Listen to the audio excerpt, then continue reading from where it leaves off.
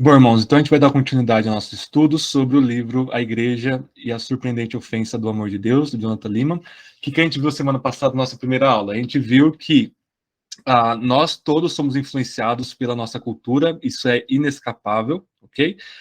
Isso não é necessariamente ruim, é ruim quando a nossa cultura, e aquilo na nossa cultura que vai contra a palavra de Deus, a gente acaba aceitando de maneira irrefletida, né? E não crítica. Nós precisamos criticar todas as coisas a partir da palavra de Deus. A gente viu que muitas, se não a maioria das igrejas, recebem concepções do mundo, ok? E digerem isso numa prática e acham que é bíblica, quando na verdade você está com um conceito mundano, não uma palavrinha bíblica. Então você pega a palavra justiça, você tem, por exemplo, uma definição marxista de justiça, que é muito distante do que a Bíblia fala, e você acha que você, por estar usando a mesma palavra, está ali falando a mesma coisa. A gente viu isso em relação ao amor. Não é porque a gente usa a palavra amor que necessariamente nós estamos dentro do conceito bíblico de amor. Então a gente viu que no primeiro capítulo do Leeman, né, que é o amor mal definido, ele vai falar sobre a idolatria do amor, que as concepções modernas sobre o amor, elas são completamente antibíblicas, ok? Então a gente viu sobre o individualismo na aula passada, e a gente viu também sobre o consumismo e como esses dois ismos, né, diabólicos acabam influenciando não só o nosso conceito de amor, mas a prática de igreja, nossa vivência de igreja, achando que a gente está amando, quando na verdade nós estamos amando a nós mesmos como ídolos, ou amando o conceito de amor de forma idólatra, ok? E aí o Leeman, ele vai colocar mais 3 pontos para nós, eu vou finalizar com o 7º ponto só de conclusão, que são mais 3 desdobramentos de uma concepção individualista e consumista sobre o amor. Tudo bem? Então, o 4º ponto do primeiro capítulo é o seguinte: a fobia de comprometimento remove o compromisso do amor e ele se torna uma questão de vantagem pessoal. A ideia de compromisso é removida de nossa de igreja. Ok? Deixa eu só deixar entrar aqui o Eric. Então, olha só que interessante esse ponto. Ele vai dizer que numa percepção, numa vivência individualista e consumista, o que isso vai gerar? Qual que é o filho, né, amaldiçoado aí desse casal do individualismo e do consumismo? É um medo, uma fobia, um evitar completo de comprometimento. Por quê? Porque às vezes a gente pode entrar em comprometimentos, em relações pactuais ou em relações de negócio, que nós vamos sair no prejuízo, que a gente não vai ter o máximo de lucro pessoal possível. E aí, nessa mentalidade individualista, gera-se um distanciamento e um adiamento total em relação a qualquer comprometimento que possivelmente, na minha cabeça, eu possa ser prejudicado. Ok? Então, a fobia de compromisso remove o compromisso do amor. E ele se torna uma questão de vantagem pessoal. Então, qual que é a vantagem que eu vou ter amando essa pessoa, amando essa igreja? Ok? Eu não vou me comprometer com ela se ela não me der algo em troca. Ou seja, eu não vou me comprometer com a igreja, ou com a pessoa, ou com quer que seja, ou com o trabalho, qualquer que seja, se eu não tiver aí uma vantagem. Isso, Lima está falando no contexto americano, mas isso é muito pertinente para o contexto brasileiro. O jeitinho brasileiro, o que é? É o jeitinho de levar vantagem em tudo. Ok? E aí o Lima vai ilustrar, e se vocês lerem o livro depois, ou durante nossas aulas, nessas semanas, vocês vão ver que ele é um erudito total, porque ele passeia pela história da filosofia, da literatura, da cultura, assim, de forma muito tranquila, né? E o primeiro exemplo que ele vai dar para nós são os clubes, né? Ele vai falar que nos Estados Unidos, aí, do século XIX para o século XX, o pessoal tinha muita atividade cívica, né? Muito compromissado com a comunidade, colocava os filhos lá em várias atividades. E quando um sujeito muito, muito importante chamado Tocqueville viajou da Europa para os Estados Unidos e voltou para a Europa, ele voltou assim, muito espantado com o grande grau de comprometimento cívico da vida americana. O pessoal se comprometia ali com várias comunidades, né, desperdiçando então dinheiro, tempo, energia e tudo mais, para eles terem então essa vida mais social possível. ok? Só que o Lehman vai mostrar que no final do século passado, segunda metade, e hoje, a coisa mudou completamente. Não existe mais nenhum tipo de comprometimento na vida das pessoas, ok? Então ele vai falar que o pessoal não está querendo mais ir em clube, fica em casa, fica no celular, fica no computador, ou sei lá, não tem esse comprometimento que vai gerar gasto, ok? E que vai gerar. Isso não é, o clube não é ruim ou bom em si, mas ele está mostrando como o pessoal foi se afastando de compromissos nesse sentido. E um termômetro muito preciso que também fala conosco no Brasil é a questão do casamento. O casamento ele vai se enfraquecendo, os divórcios eles vão tomando números catastróficos, cósmicos, tanto no mundo quanto na igreja, porque o casamento é o seu comprometimento máximo a nível humano, né? Nosso comprometimento máximo existencial com Deus, mas depois de Deus é o nosso casamento. Então eu não vou casar, eu não vou me dar em casamento se eu não tiver ali uma pessoa perfeita que vai me realizar, que vai me dar o máximo aí de vantagem pessoal, ok? Então, o baixo índice de casamento e o grande nível de divórcio mostra essa perspectiva individualista e consumista do amor. Então, no casamento, a gente vê muito claro que o individualismo e o consumismo geram uma fobia de comprometimento, no caso aí, gritante aí do casamento. Ok? E uma terceira ilustração que ele traz para nós é a mudança de emprego. Então, antigamente, tipo, sempre na história da humanidade, era muito comum você se preparar para uma carreira e seguir essa carreira toda a sua vida. Então, na época bíblica, por exemplo, até um pouco depois da Bíblia, você tem ali que normalmente o sujeito tinha uma profissão e o filho dele ia seguir na mesma profissão. Era muito difícil você ter uma outra profissão diferente da do seu pai. Por quê? Era uma coisa muito prática, o pai já te ensinava. Jesus era chamado ali de filho de José, porque ele era carpinteiro, aprendeu com o pai a profissão da carpintaria. E você tem, então, esse comprometimento da pessoa, né? E aí o gosto pessoal no mundo antigo não era relevante, não era nem uma questão de peso. Então, se eu gosto ou não da coisa, não importa, porque eu vou fazer o meu trabalho, eu vou ganhar o meu sustento de forma digna, independente se eu estou ali ultra realizado naquilo que eu estou fazendo, ok? E aí ele vai falar que de um tempo para cá é muito comum jovens de 20, 30 a 40, a quase 40 anos aí, 35 anos, né, terem aí trocentos empregos, ok? E não porque tiveram infelicidade de não dar certo, ser mandado embora, mas eles intencionalmente falaram, eu não vou ficar muito tempo num lugar só, eu vou pular ali de galho em galho. Por quê? Existem várias questões aí complexas sobre isso, e aí cada caso é um caso, mas uma das fontes primárias disso talvez seja esse individualismo e esse compromisso.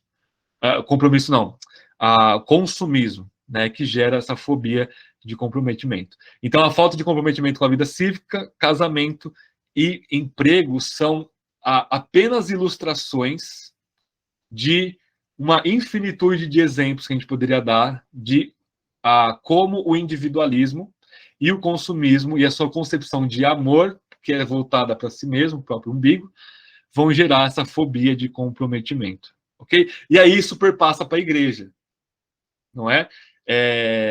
Como? As igrejas exigem cada vez menos comprometimento dos seus membros. Okay? Então você tem ali nas igrejas uma equipe de liderança, você tem uma equipe pastoral, uma equipe de louvor, uma equipe de professores de escola bíblica, uma equipe que cuida ali das crianças e dos adolescentes, você tem equipes que são pessoas mais fixas na igreja, mas o baixo clero, por assim dizer, nessa mentalidade católica, porque ela é mesmo, né? O membro comum, entre aspas, ele só vai e assim, não gostou, não quis mais, ele não dá satisfação ao pastor, o pastor não procura, a liderança não está nem aí. Então, as igrejas elas têm cada vez menos comprometimento. Elas exigem cada vez menos comprometimento aí dos seus membros. Tudo bem? Então, isso é muito sério, porque nós achamos que a gente está numa cultura de amor quando você tem, não, eu vou deixar a pessoa tranquila, bem confortável, eu vou servir ela com a melhor música, com a melhor mensagem, com a melhor estrutura para suas crianças, para ela ficar bem tranquilona no culto, né, ser esse momento de descanso dela, com as melhores poltronas possíveis. As pessoas acham que isso é amar a pessoa de forma bíblica, mas isso é amar a pessoa de forma mundana. E aí nós temos uma inversão, porque o amor mundano não é amor coisa nenhuma. Você não está de fato amando aquela pessoa, você está fazendo o oposto disso, alimentando aí o ego e o individualismo dela, e isso leva à destruição. E eu não sei quanto a vocês, mas levar a pessoa à destruição própria é o oposto de amar, é o oposto do resultado aí de amar. Deixa eu ver quem está entrando aqui. Tainá e o Peu. Certo, então, gente. Então, esse é o primeiro ponto. O Lima vai falar, por exemplo, de a gente adora o Deus chamado opção, né? A gente gosta de ter muitos tipos de opções, e isso é por causa do que ele vai chamar aí de alguns estudiosos de adolescência tardia. Então, o amor mundano ele vai gerar um individualismo tão grande que as pessoas vão não crescer, elas vão ficar imaturas até lá 40, 50 anos, até morrer, às vezes, né? Você tem ali velhinhos já muito imaturos, que pareciam adolescentes de 12 anos andando com seus skates, sem nenhum comprometimento, né? E aí você tem essa cultura da fobia do comprometimento como algo ruim, sendo importada para a igreja. Quando que a gente está lendo nos Salmos, a gente está lendo, Kaique, sempre no começo do culto, nessas pregações de Levítico, Salmo 15 ou Salmo 24. Quem subirá ao monte do Senhor? E uma das características é aquele que jura com dano próprio e não volta atrás da sua palavra. Ou seja, aquele que se compromete com a sua palavra e com qualquer compromisso, a despeito do seu prejuízo e da sua individualidade, esse é quem Deus traz para sua presença, esse que está na presença de Deus no Monte Santo do Senhor. Só trazendo uma ponte aqui com as nossas liturgias. Tudo bem? Então, alguém tem algum comentário sobre esse ponto? Esse é o primeiro ponto aí, ponto 4 aí. Primeiro ponto de hoje. Não? Segundo ponto, pessoal, de hoje, né, que é o quinto ponto do capítulo. Ele vai dizer que um outro sintoma desse amor mundano individualista é a falta de fé em dogmas. Okay? E aí ele descreve da seguinte forma: a descrença remove todo o julgamento do amor, o que nos leva a esperar uma aceitação incondicional por parte das igrejas. O pragmatismo também dá resultado. Isso aqui é um Ctrl-C, Ctrl-V do livro. Ok? O que ele vai mostrar para nós? Que até ali a década de 50, 60 do século passado, nós tínhamos o modernismo, né? A modernidade, que era ali muito influenciada pelo iluminismo, por questões como existe a verdade, o pessoal é racionalista, a lógica ela é dona de tudo, e você precisa provar as coisas com ciência e com lógica. A partir da década de 60 e 70, a coisa começou a mudar demais, e a gente entra no que a gente chama de pós-modernidade. O que é a pós-modernidade? É uma crítica violenta contra a modernidade. E qual que é a crítica? Os pós-modernos, sujeitos como Jacques Derrida na França, Hort nos Estados Unidos e Foucault na França também, eles vão dizer, olha, o projeto iluminista é um fracasso, porque a razão não é toda poderosa, toda suficiente, visto que o século XX começa com a promessa do céu na terra, através da instrumentalização da razão, e termina a primeira metade com 2 guerras mundiais. Como é que você explica isso? Isso é o fracasso absoluto do racionalismo e do iluminismo, né? E a crítica do pós-modernismo ao modernismo é absolutamente correta. Só que o que eles colocam no lugar é algo pior. É um relativismo completo. É uma descrença em relação a qualquer dogma. Porque a teologia degringolou absurdamente assim nessa corrente. Muitas teologias, né, na verdade, degringolaram. Ok? Então, essa onda que nós estamos, esse mal-estar que o modernismo legou para nós, essa promessa de um céu na terra que termina com o inferno na terra, entre aspas, com as guerras mundiais. Então a gente tem um violento voltar-se contra isso, mas o que se coloca aí com isso no lugar disso ainda pior. Okay? Então a falta de fé a falta de fé em dogmas, ela afeta a concepção de amor das pessoas, ok? Por quê? Porque amor nessa concepção de descrença a qualquer dogma, o Lima vai falar que o amor se torna uma definição de o amor ele aceita qualquer coisa de qualquer jeito a qualquer momento. Então o amor ele é esse movimento todo receptivo, todo abrangente, todo abraço que vai que aceita qualquer coisa. Isso é amor. Essa definição de amor é fruto desse ceticismo. O que é ceticismo? É descrença em relação a verdades absolutas. E isso é um movimento que é fruto do individualismo, do consumismo, da fobia de comprometimento, ou seja, de todo esse status quo, desse momento atual que nós estamos vivendo.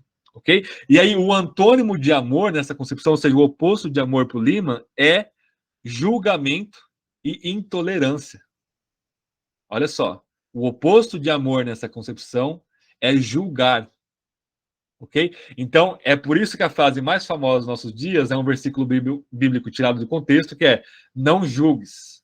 Né? Quando a pessoa fala assim, olha, presta bem atenção, a pessoa fala não julgues, por trás disso, ela sabendo ou não, na maioria das vezes ela não sabe, está essa influência do pós-modernismo, essa descrença em verdades absolutas, que é gerado por uma concepção mundana de amor. E ela está achando com toda a fé do mundo, e aí do mundo literalmente, né, que ela está amando aquela pessoa, ou amando você, ou amando a si mesma, quando na verdade não. Ok? O oposto de amor não é julgamento na Bíblia. Ok? Jesus fala em João 7, julgai segundo a reta justiça. Paulo fala em 1 Coríntios 5, né? Vocês vão julgar os anjos no julgamento final. Vocês vão julgar o mundo. Como vocês não conseguem julgar o caso lá do rapazinho que estava dormindo com a madrasta? Né? Então, na verdade, na Bíblia, o julgamento é um exercício do amor à justiça e à verdade e à santidade, que é que sem essas outras características não existe amor. O amor ele se evapora em nada.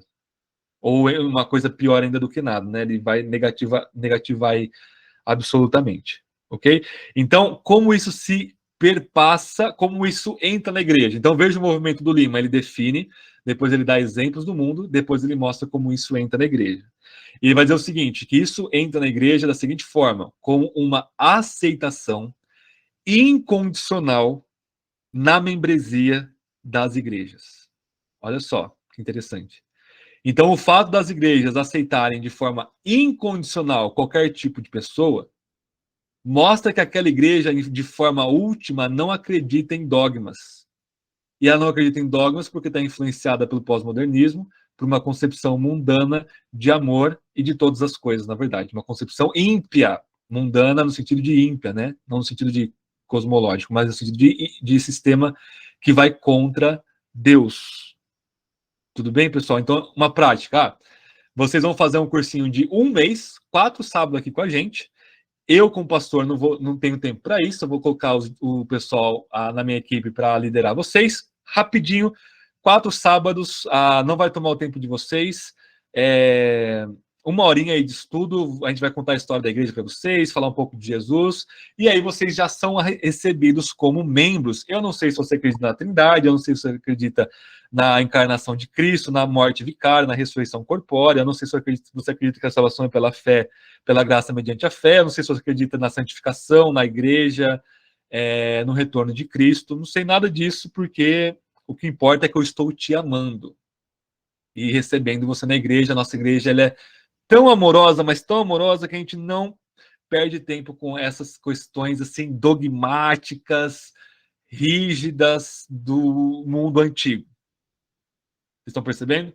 Como eu tomei aqui um retórico de um pastor moderno, para vocês verem como a retórica disso tudo é muito bonita, mas ela só é bonita para uma mentalidade mundana. Ok? Se você tem uma mentalidade bíblica, ouviu isso que eu estou falando, você sentiu náuseas aí, espiritualmente falando. Né? Então, isso é uma forma. A aceitação incondicional na membresia da igreja é fruto da descrença, do ceticismo ou dogmatismo. Por quê? Se a igreja acredita que a Bíblia é a verdade, a palavra de Deus é a verdade absoluta para nós, nós precisamos crer e obedecer a palavra de Deus, e a palavra de Deus é claríssima nas questões mais importantes, e a verdade até nas periféricas ela é clara, né? Mas que é possível, através de uma interpretação legítima, chegar à verdade da palavra de Deus de forma adequada. Se eu acredito nisso, eu não vou aceitar na nossa igreja sujeitos que vão contra essas verdades fundamentais da palavra de Deus. Conseguem perceber o movimento que o Lehmann faz para nós?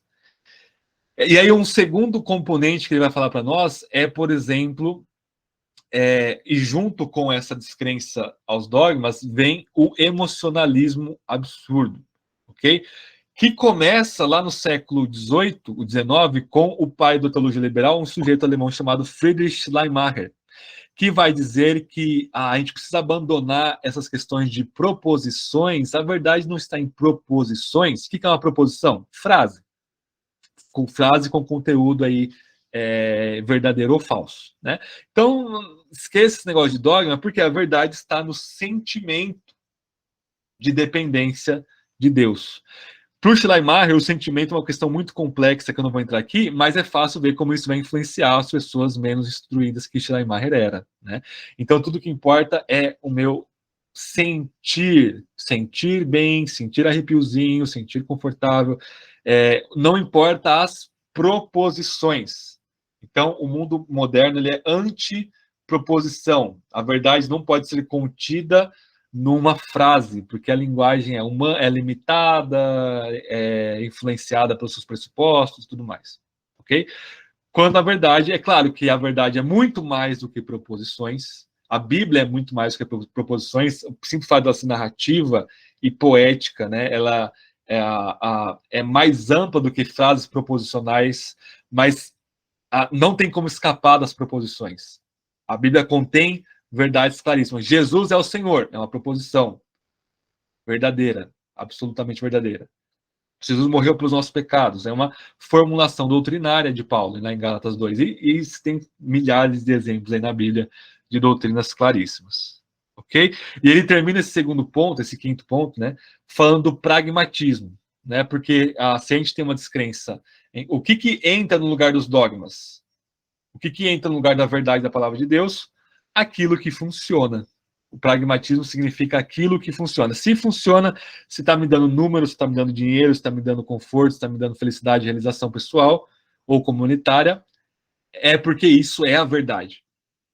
Mas a ironia, eu não lembro do Lehmann falar isso, mas a ironia é que o pragmatismo se torna dogma. Porque se aquilo que funciona é verdadeiro, então esse funcionar se tornou o novo dogma. Não tem como viver sem dogmas, ok? Porque se eu digo assim, não há dogmas, já é um dogma, ok? Senão a minha frase não tem sentido nenhum. Então, o não haver dogma, não haver verdade, já é uma verdade em si, portanto, é uma contradição absoluta de termos. Então, existe uma contradição absoluta nessa proposta aí mundana de amor, dessa falta de compromisso. Ok? O amor, Deus é amor, é uma proposição, uma verdade absoluta aí. Ok? Algum comentário, pessoal, desse ponto 5 aí?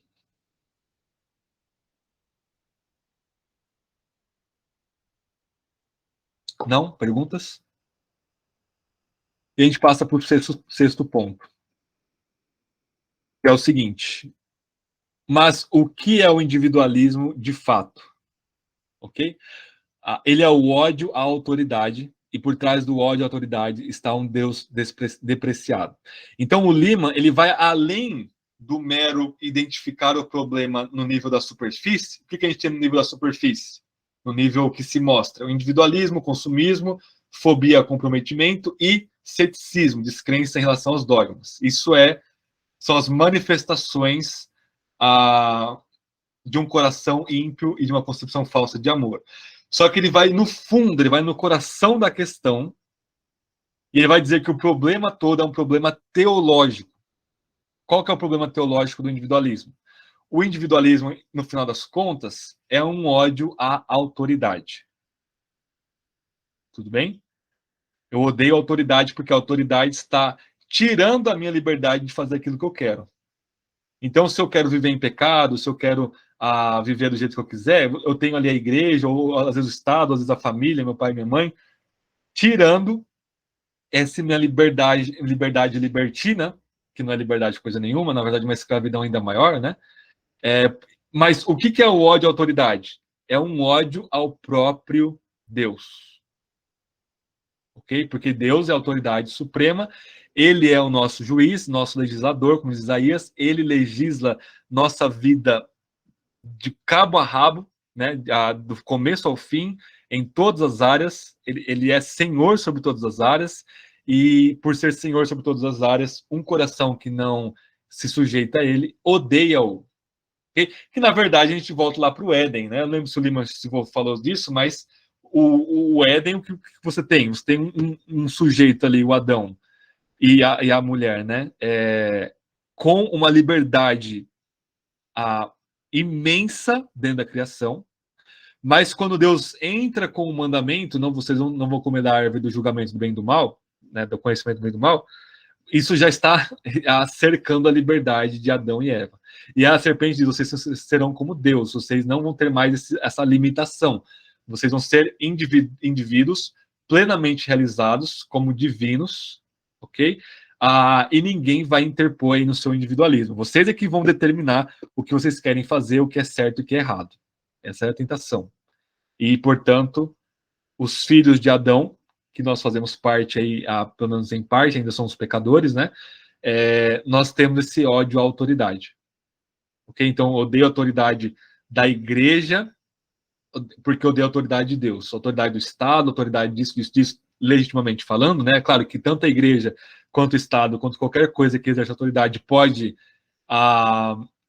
ser um tirano e exacerbar, passar dos limites da sua autoridade, né? Mas o fato é que Deus colocou a autoridade nas esferas. E a igreja ela tem autoridade sobre a nossa vida espiritual. Okay? Jesus deu a chave para a igreja de ligar e desligar os seus membros. E o que a igreja concordar será ligado e desligado no céu, no contexto ali de membresia e disciplina. Ok? Igrejas aí bíblicas saudáveis que se pregam o evangelho. Ok? Então, olha como isso é sério, pessoal. Se eu tenho um conceito de amor que é marcado pelo individualismo, eu amo só a mim mesmo. Pelo consumismo, eu amo só aquilo que vai me satisfazer, né? Pela fobia ao comprometimento, então eu não vou me comprometer se isso não vai me dar lucro. E por uma descrença em relação aos dogmas, em relação às verdades absolutas, isso é fruto, em última instância, de um coração que odeia a Deus. E isso é tão profundo, isso é tão visceral, porque nós estamos falando de igrejas e também da nossa igreja. A gente está apontando para nós mesmos como um espelho aqui, né? Então, por isso que é de suma importância nós termos uma concepção bíblica sobre o amor, ok? E ele vai terminar esse capítulo de forma brilhante dizendo assim que a membresia da igreja, né? Ela começa com arrependimento. Então, o ponto 7 literalmente, estando de cabeça aqui, né? A membresia da igreja começa com arrependimento. As pessoas que vão entrar na igreja, nós todos somos, por natureza, por nascimento, individualistas, consumistas, odiadores de Deus. Então, a membresia da igreja, e aí, não somente na entrada, mas na permanência, ela precisa ser marcada por arrependimento, por uma mudança de mentalidade.